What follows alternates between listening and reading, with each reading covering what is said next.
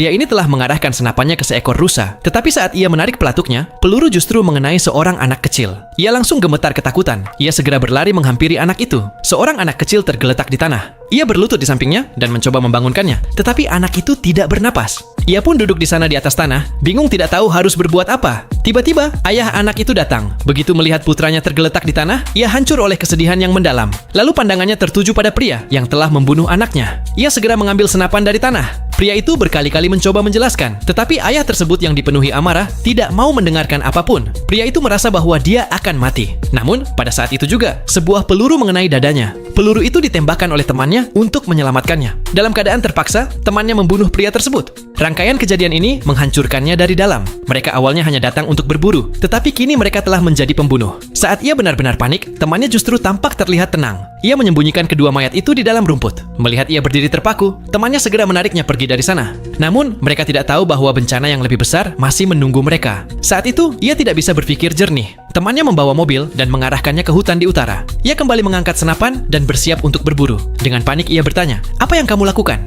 Temannya menjelaskan bahwa ia ingin membuat seolah-olah mereka sama sekali tidak pergi berburu di hutan itu.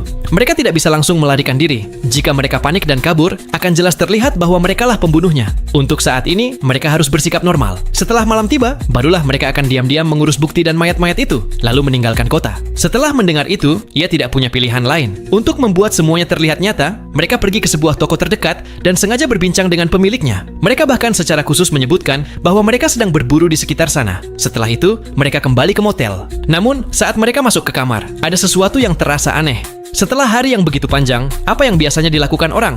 Mereka pun pergi ke restoran dan berpura-pura seolah-olah sangat lapar setelah seharian. Secara santai, mereka juga mengatakan bahwa mereka tidak berburu di hutan itu. Larut malam, mereka kembali ke tempat kejadian. Ia mulai menggali sebuah lubang di dekat sana. Tiba-tiba, temannya teringat sesuatu. Peluru adalah bukti yang sangat penting. Jika ditemukan, semuanya akan berakhir. Kabar baiknya, satu peluru ditemukan tersangkut di pohon. Namun, peluru lainnya tidak ditemukan dimanapun. Saat itu ia teringat bahwa satu peluru mengenai kepala anak itu. Ia meraba bagian belakang kepala anak tersebut dan tidak ada tanda bahwa peluru keluar. Artinya, peluru itu masih berada di dalam. Mereka harus mengeluarkannya. Setelah menyelesaikan semuanya, mereka memasukkan semua bukti ke dalam bagasi mobil dan segera kembali ke motel. Mereka berpikir bahwa di larut malam seperti itu tidak ada yang akan melihat mereka. Namun, saat ia menengadah, seorang anak kecil sedang menatapnya dari atas. Melihat itu hanyalah seorang anak kecil, jadi mereka tidak terlalu memikirkannya dan masuk ke dalam. Agar bisa segera pergi, mereka memutuskan untuk meninggalkan kota pada pagi hari. Tetapi mereka sudah sangat kelelahan.